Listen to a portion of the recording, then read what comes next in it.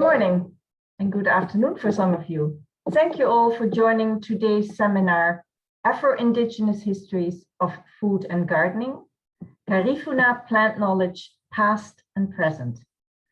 I am Vanessa Sellers, Director of the Humanities Institute at the New York Botanical Garden, and together with co-host Dr. Julie Kim and colleague Charles Zimmerman, it's my great pleasure to welcome you all from locations across the United States and around the globe.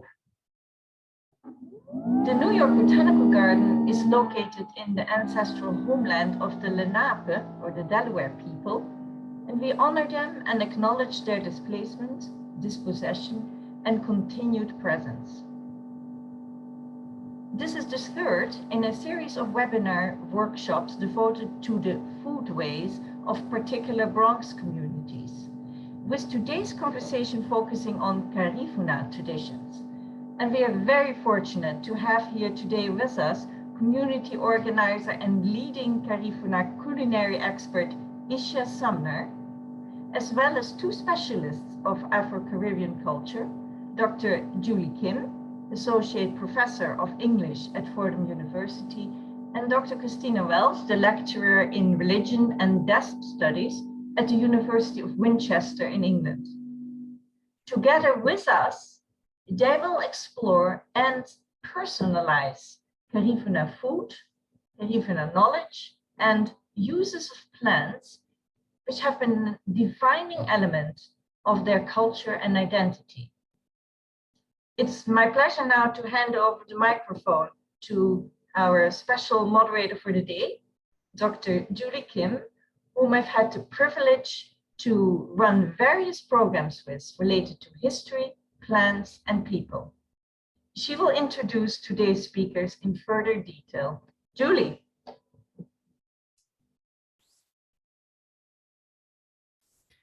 Thank you. And I wanted to start by thanking the New York Botanical Garden and Vanessa specifically as the director of the NYBG's Humanities Institute for hosting this event and others on the foodways of Bronx communities.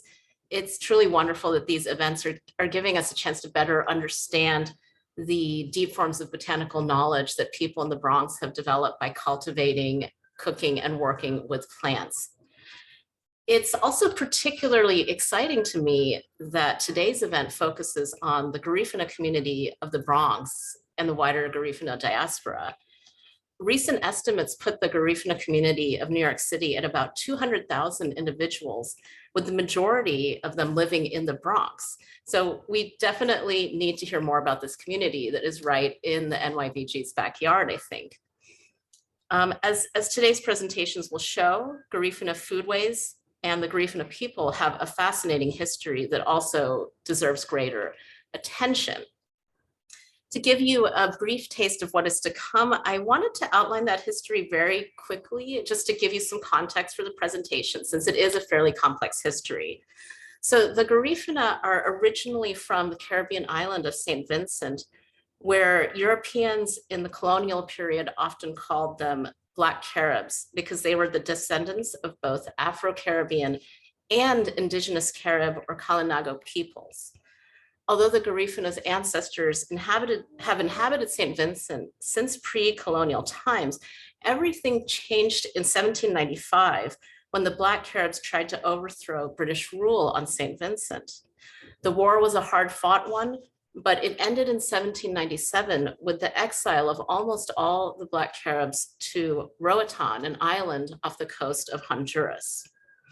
This exile was a devastating event since Saint Vincent was the Garifuna homeland. Nevertheless, the Garifuna have survived. There are still communities of Garifuna people on Saint Vincent, and the Garifuna have also established themselves in communities around the world, including Honduras and Central America, London, and here in the Bronx and New York.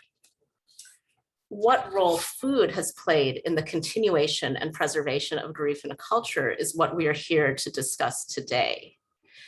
And now I want to introduce our two main speakers who I can't think of two people better suited to talk about this topic. So I'm going to introduce them very quickly and then let them get to their presentations. So the first presenter that I'd like to introduce is Isha Gutierrez Sumner, who is a Garifuna artist. Hello, Isha. Welcome. Isha is a Garifuna artist, chef, and author who immigrated to the US at the age of 15. And sharing knowledge of her Garifuna ethnicity and culture have been a major part of her life for the past 25 years. As a professional dancer, Isha has been a member of the International Folkloric Garifuna Ballet of Honduras and Wani Chagu, a Garifuna dance company based in New York City. Isha has also appeared speaking Garifuna in Law and Order Special Victims Unit. And for the past 5 years, she has dedicated much of her time to working on Garifuna cuisine and a cookbook called Wega, Let's Eat. Dr. Christina Welch lectures in, hello, hi Tina, welcome. So Dr. Christina Welch lectures in religion and death studies at the University of Winchester in the UK. Since 2019, she's been researching in Saint Vincent, and she has a forthcoming co-authored publication on the indigenous and imported heritage of medicinal and culinary plant use on the island that draws on research with the Garifuna Heritage Foundation and John Narrow of Greg's Village in Saint Vincent, as well as on archival research into Dr. Alexander Anderson, who was the superintendent of the Royal Botanic Garden in Saint Vincent from 1785 to 1811. She has also won a grant from the UK Research Institute to explore the Anderson archives further and highlight the hidden contributions of Indigenous and enslaved African knowledge systems in the Botanic Garden in Saint Vincent. So without any further ado, I am going to welcome Tina to take over and give our first presentation. Many thank you. So let me just share my PowerPoint, 2 seconds whilst I get that up.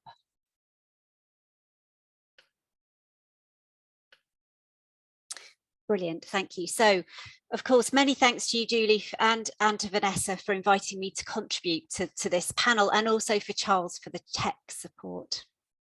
So I'm going to be talking about some research I've done with my colleague, Professor Niall Finneran, about contemporary Garifuna foodways in St Vincent through an exhibition put together by the Garifuna Heritage Foundation in March 2020 at a conference that they run, and about work I'm doing on plants in the St Vincent Botanical Garden during the superintendentship of Dr. Alexander Anderson. The focus for this talk will be on edibles to provide a link with Isha's talk. Dr. Anderson took over the superintendentship of the St Vincent Botanical Garden in 1785 and ran it until 1811. During his time, the garden grew to over 3,000 species. Current writing argues that he inherited around 350 plants in 1785, although I suggest this was actually nearer to 60.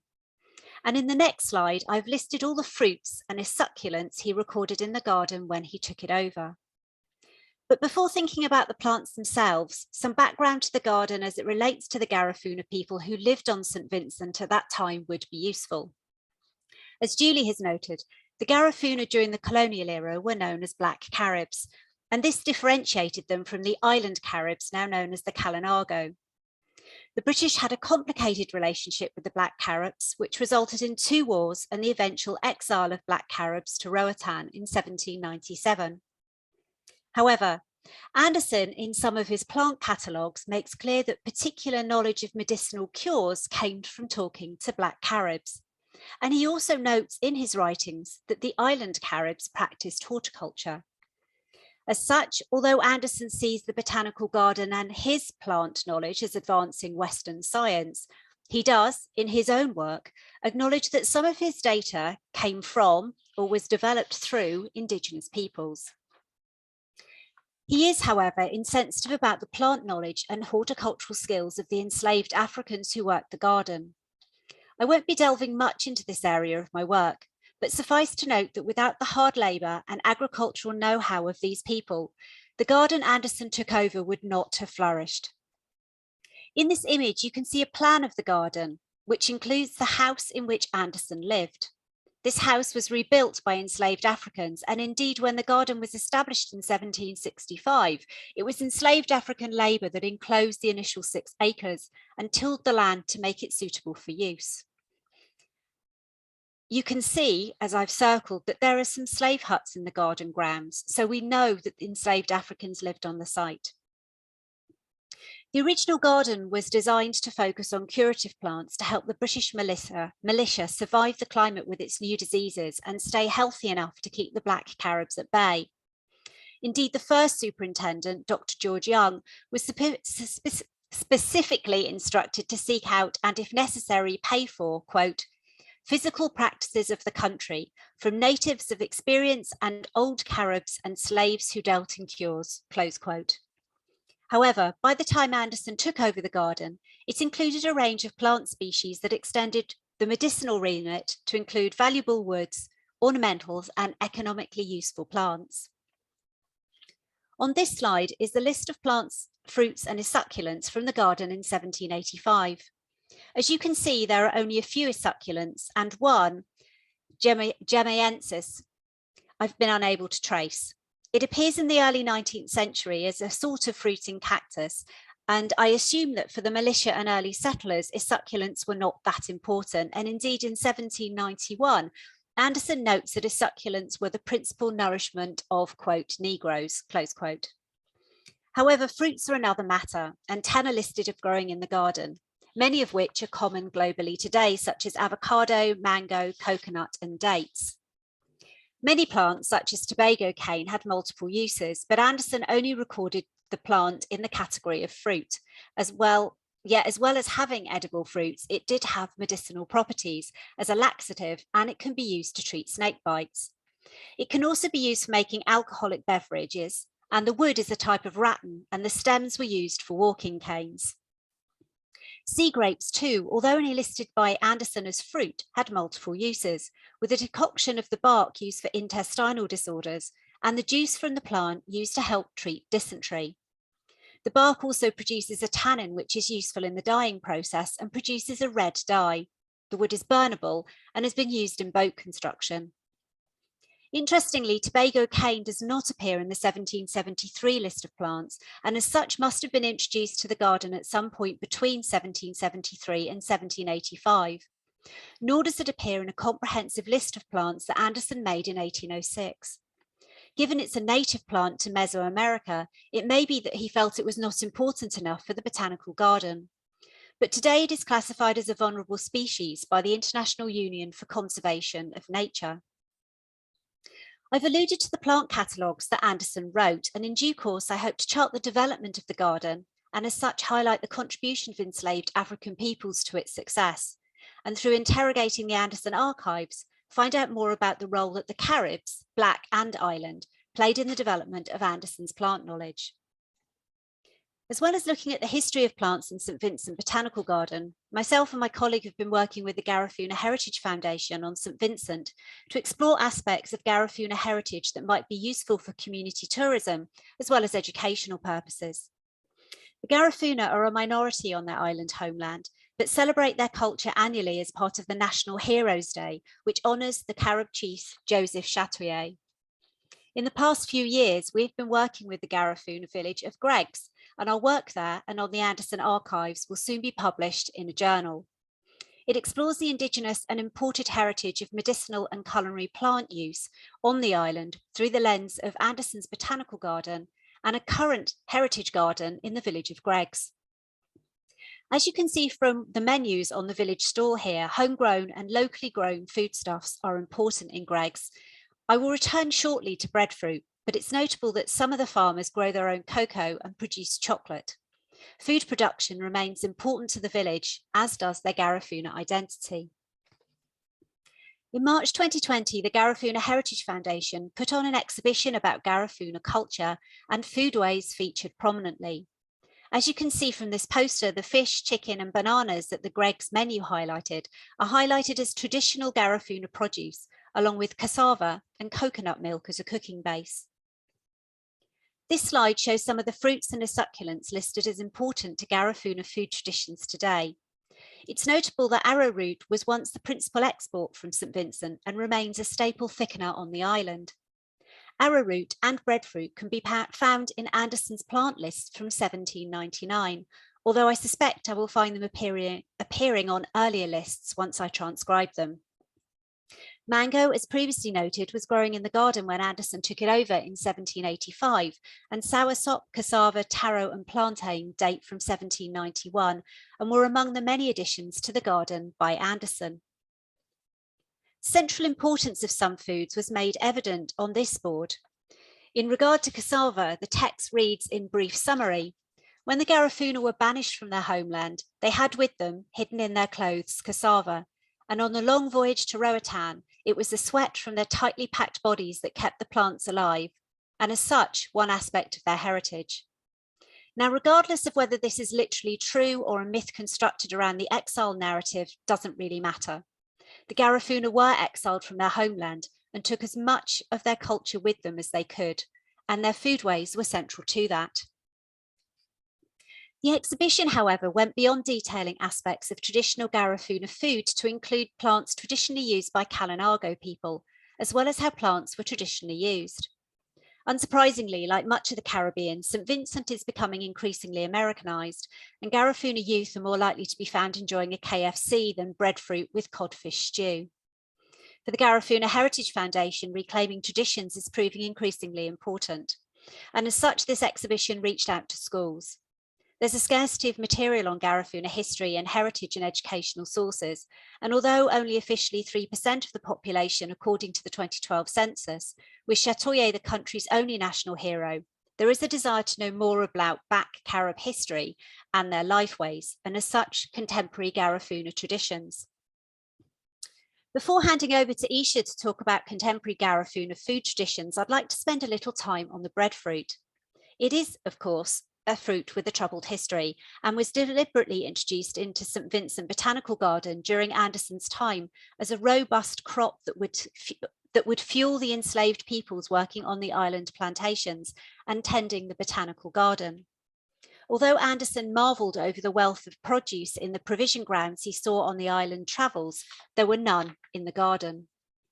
The garden was a scientific endeavour, and whilst we know how much the slave owners were paid for the hire of the enslaved workers, we know little about them beyond the existence of slave huts and the name of one man whose plant know-how meant his death was of a great loss to Anderson.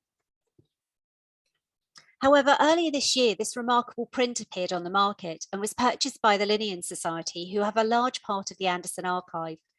The print is by a young African-Caribbean artist from Antigua named John Tiley, who worked for Anderson, living with him and his family in the gardens of the Botanical Garden, and shows a young male enslaved African worker at rest under a breadfruit tree. The blue breeches he wears were a marker of a St Vincent slave. However, whilst he may be nameless, what we see here in Tyler's botanical illustration is, I suggest, evidence that it was labour of men like this that kept the garden growing. We see not only a mature tree, but a sapling. The man has done his work and the fruits of his labour can be seen in the successful crop and the young tree. The painting is sensitive, with the enslaved man shown as just that, a man and not a slave. The breadfruit may have been imported to provide a constant, cheap source of food, but without the care and attention of this man and men like him, it would have died where it was planted. Both the tree and the enslaved peoples, despite being uprooted and set down in a foreign land far from home, continue on. A text board in the Botanical Garden notes the introduction of the breadfruit and gives a potted history of the site, but little of its dark history is there for the curious visitor. However, trees seeded from the original breadfruit, brought in by the infamous Captain Bligh in 1793, remain in the garden as one of its standout species. A little more about the plant can be found inside the present superintendent's house, where there's an exhibition which centres on the breadfruit. It only briefly notes that the introduction is marred in the history of colonialism and the trade of enslaved peoples. And it also does little to note how the fruit has been decolonised, both on the island and overseas. And that's a shame. The history of the breadfruit and its connections with St Vincent, as well as the history of the Garifuna, may be rooted in the unpleasant colonial past, but the present and future of both are anything but. The breadfruit is now almost synonymous with the Caribbean, and in St. Vincent can be found on the menu of one of its top hotels, the Grenadine House. This food is a far cry from what it was originally intended for.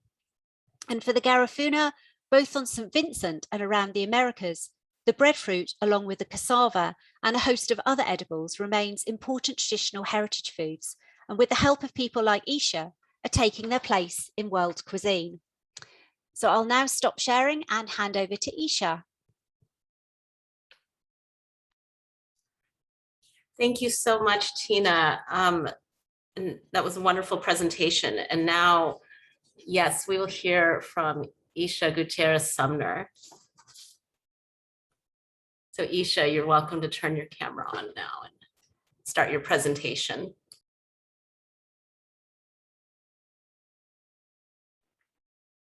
Thank you so much, Julie. And thank you to Vanessa and Charles and to Tina for the amazing presentation about the food history that she said so many things that I didn't know about.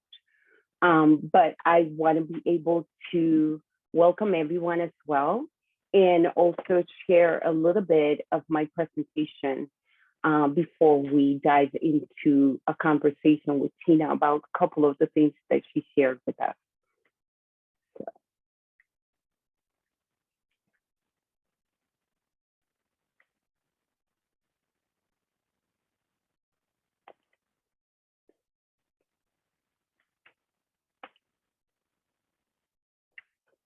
So I say, que watati dalila murusu katile. I want to start by saying that Ishala Nidibe.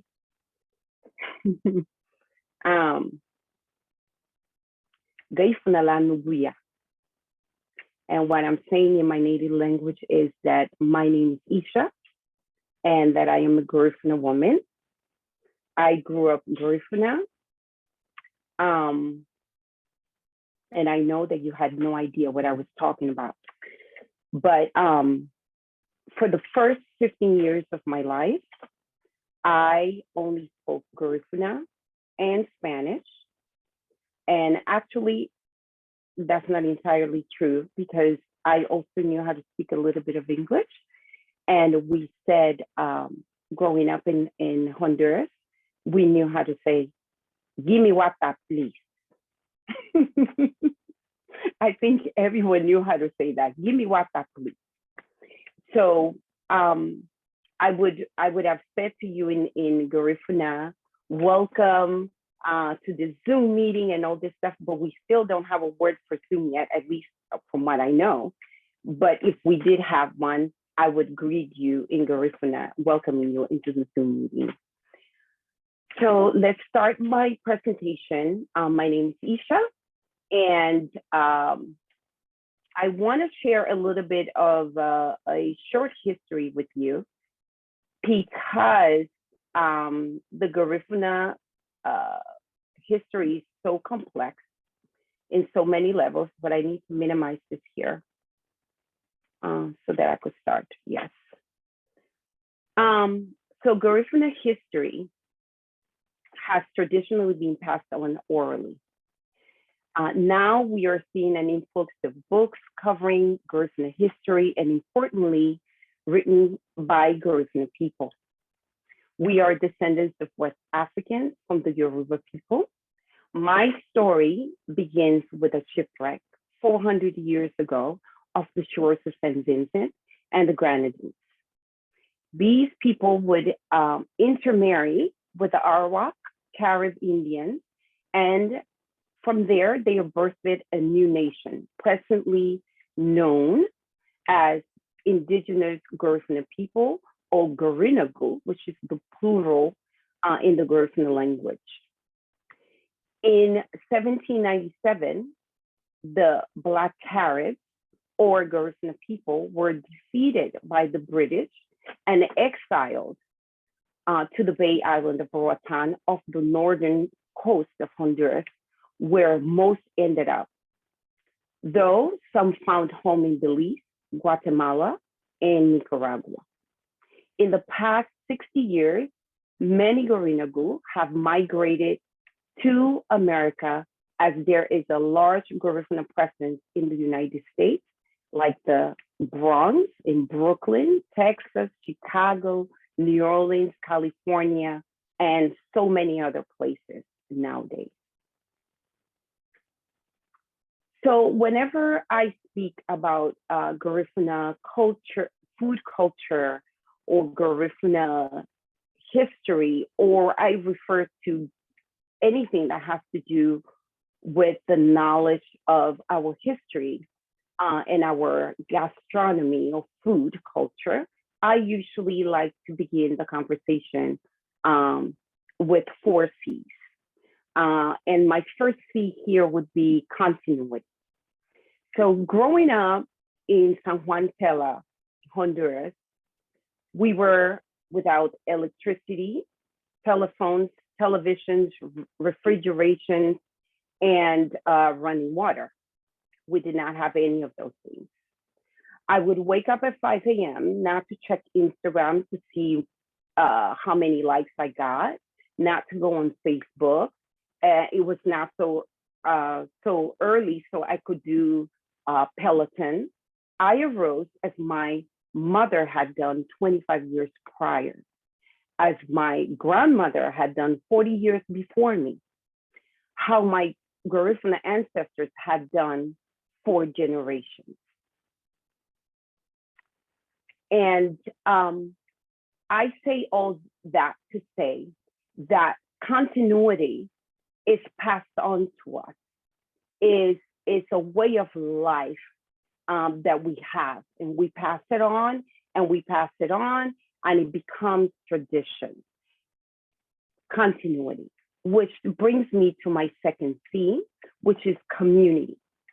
Community is central to the Garifuna people, whether it is farming, fishing, building, feasting, or festivities, is always involved with immediate family, villagers, and the like. It calls us into a space of communal sharing where we engage with one another and pass on traditional ways of life. Farming is an integral part of the Garifuna experience for the purpose of food sustainability.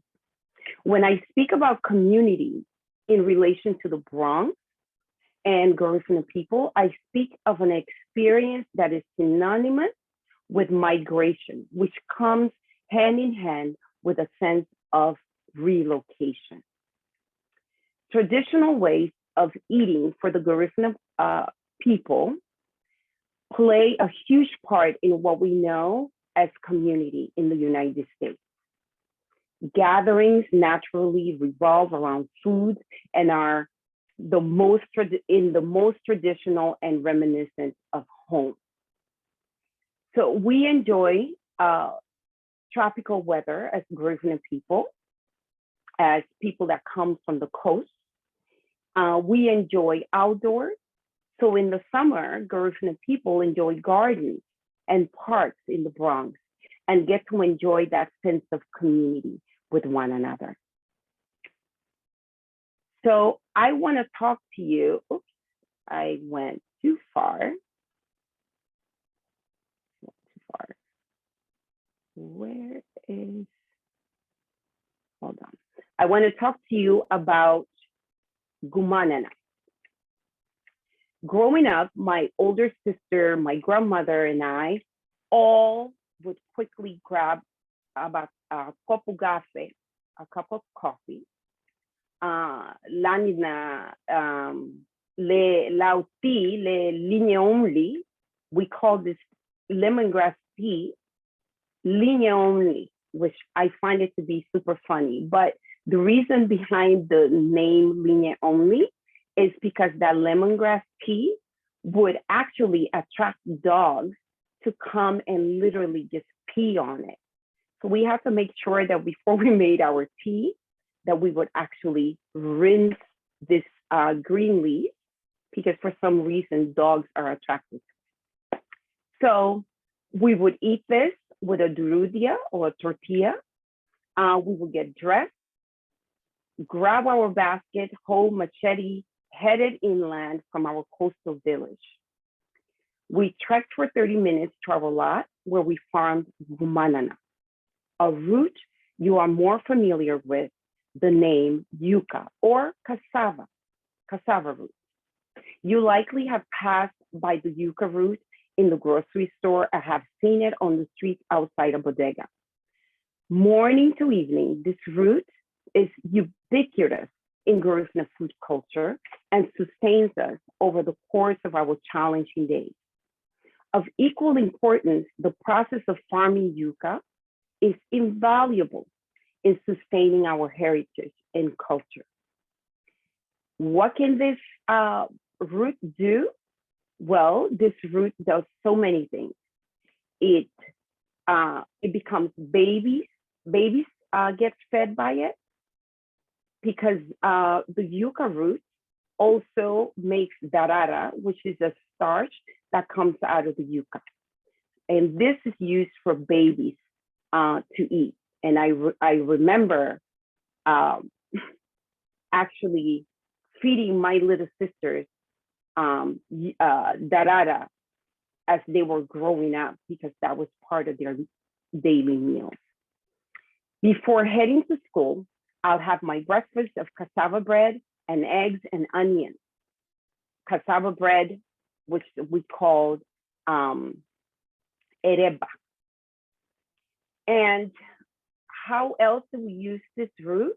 As we head into inland at 5 a.m., the men of the village typically headed into the opposite direction, out into the sea to fish. And coming back 4 to 5 hours later, hungry, they look for alugurahatina, or women who sold their wares. They carried their porridges and would sell or trade fish with men. This was a communal thing, part of the give and take that exists within my culture. You harvest, you share. Community is central, whether it's farming, gardening, harvesting, hunting, cooking, building, celebrating, feasting, is always involves community.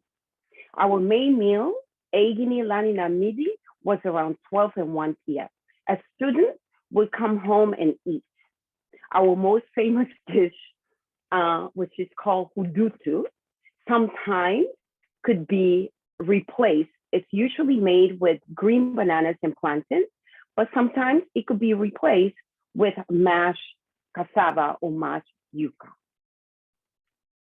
Our second most popular stew, tapo, is made with seafood, typically in coconut sauce with accompanying roots like yuca. Desserts might include cassava, a sweet made from grated yuca with delicious spices like nutmeg, cinnamon, vanilla to make this beautiful dessert. Dinner always in the Garifuna community, in the Garifuna culture, dinner back home is usually lighter than lunch. It might include cassava bread and fried fish, or perhaps a side of yuca con chicharrón, which is an adopted food from our mestizo family that we share space with in Honduras. Late night might find adults enjoying some hiyu, made from the leftovers from the process of making cassava flour that has been toasted and further fermented.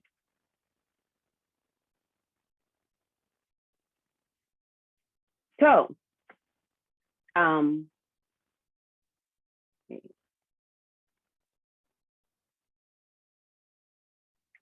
cassava, I think I'm moving this thing too fast, so forgive me, everyone. But I want to continue with the cassava slide.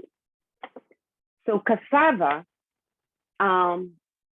is made using the yucca root. We harvest it. We would come gather in our kitchen. We call cocina as a young girl, I was now really welcome to be part of the elaborate social process of making cassava, which consists of singing, laughter, and a lot of adult talk. To my disappointment, I would always hear, "Baby, go outside and play," because I wasn't supposed to be part of that particular communal fun that was going on, because it was considered to be adult space at the time. Now I'm an adult, I could definitely be part of that. Women would communally process cassava, which is tremendously important to the sustainability of our people. Cassava is non-perishable and it travels well.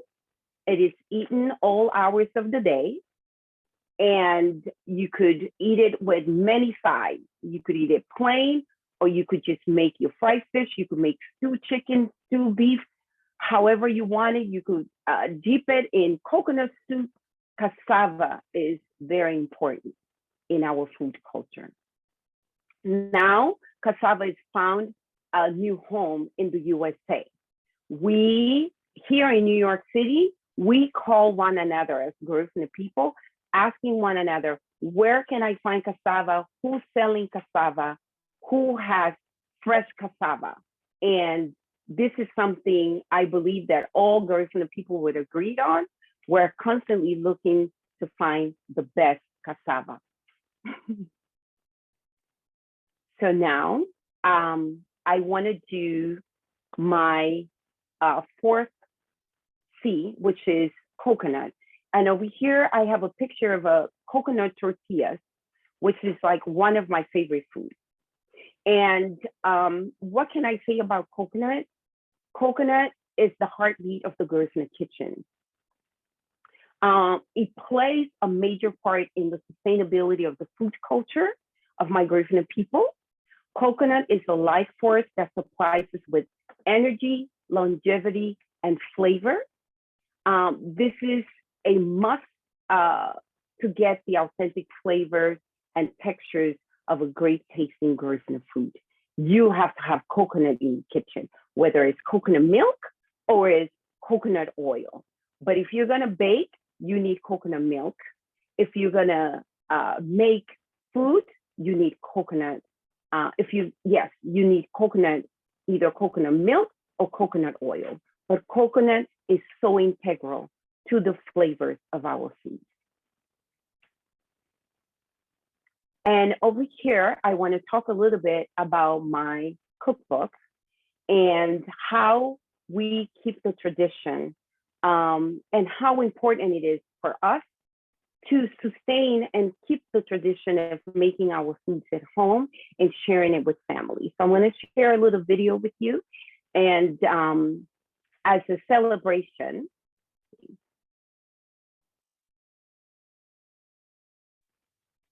this is a part of the cookbook that I'm working on, Wega Let's Eat, which is a celebration and preservation of Garifuna food culture in the United States. In my kitchen, I love to make coconut flour tortillas for my family because my kids love it, my husband loves it, my mom orders a few. And normally for us to feel that we are connected to who we are, we depend on our foods and the foods that we serve to our families. So we love cream, we love refried beans, we love the cheese that we are used to eating from Honduras, and we make our tortillas, we make all these foods together. We end up making a baleada, which is another adopted food from our mestizo family. But I just want to say that everything we make, we put our special touch to it, and that special touch is coconut milk or coconut oil. And my closing remarks, I would like to acknowledge the Garifuna people in the Bronx, and acknowledge everyone that plays a part in keeping this Garifuna culture alive. So innumerable Garifuna people, from our eldest to our youngest in the Bronx and the greater New York City, keep these traditions alive by cooking foods that are near and dear to our hearts. When we see a vendor selling their baked goods on the streets of 3rd Avenue, or gathering in the park, or celebrating a traditional holiday, they are keeping a cultural tradition that is in close relation with what is reminiscent of a distant home in a concrete jungle. And that is continuity. Being able to walk through a natural setting in the Bronx Botanical Garden is part of continuity. Projects like the Fordham University's Foodways Initiative and the Bronx Botanical Garden are integral not only to the sustainability of the community and the continuity of culture, but also for the emotional and mental wellness of our people. Plants, greenery, and food sustainability is fundamental to the existence and cohabitation of the Garifuna people in the Bronx. The majority of Garifuna people that live in New York City are living in the Bronx. And as we discuss food in the present time, we can't help but to acknowledge the challenges we are all facing, having communal gardens help create communities that can continue to thrive even when we are far away from the place we call home. My hopes are to be able to ensure that my Garifuna culture not only thrives in the diaspora, but it survives wherever it goes. Every immigrant group faces the challenge of losing its cultural foundation.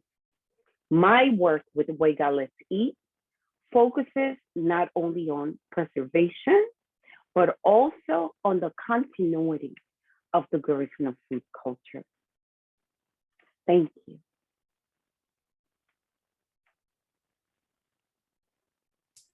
Thank you so much, Isha. And thank you to both our presenters, Isha and Tina. And actually, I'd welcome both of you to rejoin the virtual stage with me, because we're going to start our Q&A now. So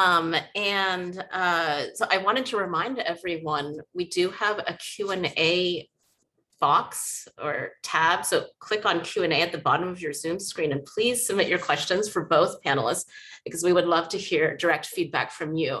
But to get us started, we thought it would be nice to have a little bit of a conversation between Isha and Tina, so they could speak to each other, across time and space about their two different but quite related presentations, I thought. So to get us started, Isha, maybe I'll ask you the first question. And I wanted to know if you were surprised to hear that the Black Caribs, the ancestors of the present day Garifuna, in the 18th century in Saint Vincent, they were also cooking with foods like coconut and cassava. Both you and Tina talk quite a bit about coconut and cassava. And I was really struck by Tina's story about the Garifuna carrying cassava with them in 1797 when they were exiled to Roatan and Honduras, and preserving that part of their culture even when they were in exile. So I'm wondering, what does it mean to you that these same foods, coconut and cassava, are still being cooked and eaten in places like New York City and the Bronx today? It is, it is mind-boggling, because Tina stated, and thank you so much, Tina, for the information that you shared with us today. And in some ways, I am surprised and yet not surprised, because I grew up with coconut surrounded by coconut trees. I grew up going to the, as I was describing in my presentation, going, trekking into the farmland where we harvested cassava with my grandmother. But I did not know that this goes way, way back to the origins of the Garifuna culture, because sometimes we don't necessarily understand how the maintaining of this culture has been. But what I realized, and I'm touched about, is that truly the Garifuna people just continued this food culture. And I'm talking in my presentation about continuity and how it is plays such an important part in our culture. It's passed on and passed on. Traditions are held on to and then passed on. And you also touched and were able to bring dates and actual facts about this. And I'm pleasantly surprised. I'm really touched. My spirit is very sensitive right now. I agree. It's such a moving story, and it really does speak to that point about continuity that you were making, Isha. A sort of follow-up question for Tina.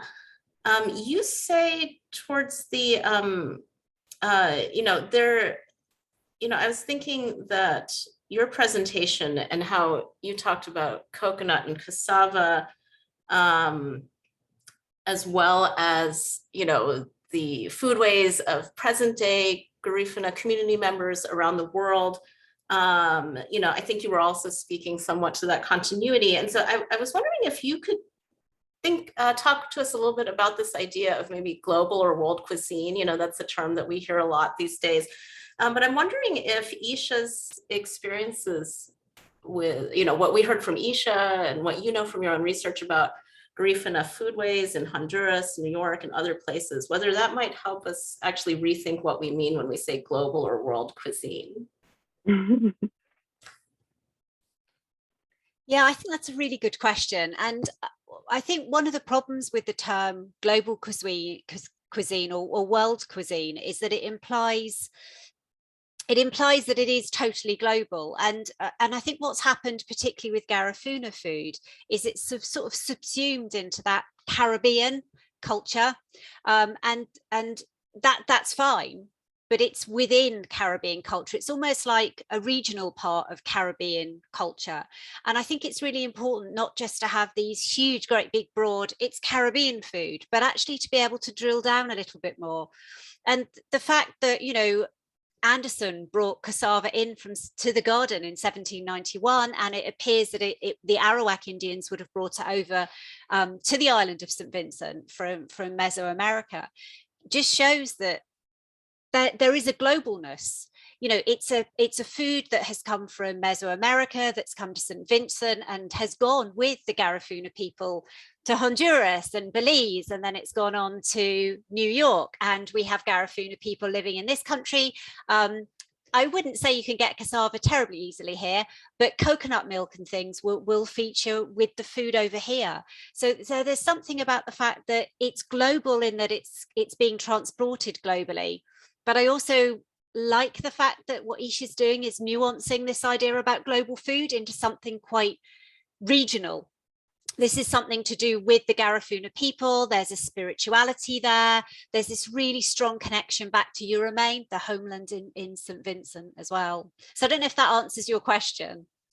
No, definitely. And I agree. I love the way that, I think Isha, what you're doing, as well as what you're doing, Tina, tracing Garifuna history back in time, back to the 18th century, it really shows us that when we have a cuisine that's found in different parts of the world, it's always connected to a specific people who have worked to preserve it and to maintain it. Exactly. Yeah, so I think that's actually a beautiful thing to just remember and learn from today's presentations. And I'm going to ask one last question, but I think this is actually, I'm going to try to merge this with our first, live audience Q&A, because it's sort of along the same lines. So I actually was wondering, Isha, I was going to ask you, because Tina talks so much about breadfruit, whether breadfruit is still an important component, or whether breadfruit is that an important component of Garifuna cuisine today? And then I'm going to blend in Lisa Fuller's question, where she asks, what other plants or herbs were important to the Garifuna, and perhaps particularly for medicinal uses versus food? So maybe just, is breadfruit important today? Are there other plants that you want to mention, either food or edible or medicinal? Well, breadfruit can answer both of those questions, because when we speak of breadfruit, we are talking about a fruit that actually we make porridge, we mash it to eat as well, like a hudutu. We fry it. But one of the things I learned when I traveled to Honduras to do the research and gathering recipes for my cookbook was that the leaf of the breadfruit is actually good for lowering cholesterol and high blood pressure. So there is, in one tree, you get to find food for sustainability, and also you get to find medicine. And the thing is, and I've had this conversations with a couple of friends, is that these traditions of knowledge about plants, medicinal plants, and things like that are kind of becoming not so known, because the great grandmothers that knew this secrets of plants passed away, right? And as they pass away, and we don't necessarily have this documented for ourselves, we tend to lose the information, like important information that we need to know. But with people like Tina that are doing research and going back in time, retrieving this information, we can then, I'm totally interested. I want to read everything because we get to hold on and begin all over again in learning those things that were traditionally established by Garifuna people, and we lost them, but we have an opportunity to gain those things back. So yeah. And by the way, I love breadfruit. It makes the most delicious fries. No, that's great to hear. And I think that's a great way to actually understand the importance of historical scholarship, that it's a way to supplement and complement traditional knowledge, especially that which is in danger of being lost. So thank you for that comment as well. I actually see a follow-up question in the chat window. I want to stay on the theme of cassava for one more second, where somebody actually says, Deborah Riddick asks, I think you do readily find cassava in the Caribbean neighborhoods. I think in New York City is what Deborah means. But she's asking, where is the best cassava? You said there's a better cassavas, and where do you find it? I'm going to say this about cassava. The best cassava will be the cassava that is made in the with a traditional process, which is you grate it, you clean the cassava, you grate it, and then it goes overnight, because the air has to dry the cassava flour. And then in the morning, the cassava then sifted and made into bread. That process is very important for the authentic flavors of cassava. Nowadays, because cassava has become very popular, people are making cassava the same day. And I have a little bit of issues with that, because I think the artisanal cassava is the one my great-grandmother, my grandmother used to make, which was left overnight before the baking process began. So always ask how the cassava was made before you purchase All right, thank you. Okay, and I mean, a lot of people have asked this, and I think we've tried to answer in the chat window and the Q&A window, but I want to just ask you one more time, because there's so much interest in your cookbook, Isha. So when is it coming out? Where can people get it? Yes, people want to know. Yes. Okay, so I'm super excited because for a very long time I had been struggling with whether I was going to self-publish the cookbook or is the cookbook going to get a publisher. But Isha, Isha, I'm sorry, could you start over? Your screen just froze for about 15 seconds. Oh, okay, sure. So what I was saying is that for a very long time, right, I was in the process of writing and putting the recipes together and also looking for a publisher. And I was, debating whether I should self-publish or continue to look for a publisher. Well, I am happy to announce that there is a publisher for the cookbook, y'all. And it's the University of Texas. They do focus on foodways and cultural foods. So they took an interest on my cookbook, and they will be the university will be publishing the cookbook. That's coming in 2022, about a year from now. And someone was asking if Breadfruit is going to be in the cookbook. Of course, Breadfruit is going to be in the cookbook. We have to talk about luba, the porridge we make out of breadfruit. My favorite porridge, by the way.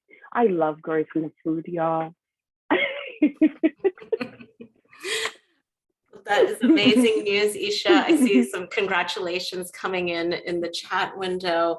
And I think that celebratory note might actually be the perfect place for us to end. So thank you again so much to Isha and to Tina for both of their presentations and for helping us to see the history and future of Garifuna food and cuisine. Oh, yes, indeed. What a conversation it has been. And breadfruit fries, I mean, that sounds delicious. I'm going to really try that. Well, the hour has flown by. Thank you all so much, Tina and Isha. This has been an amazing conversation and much more to come as we continue Garifuna studies this spring in April 2022. So stand by for more on those traditions. Thank you, Julie, for your inspiring moderation. And thank you, audience, for joining us today. If you miss any of this event or wish to watch it again, it will be saved and shared online in the NYBG lecture library. And as I mentioned, stand by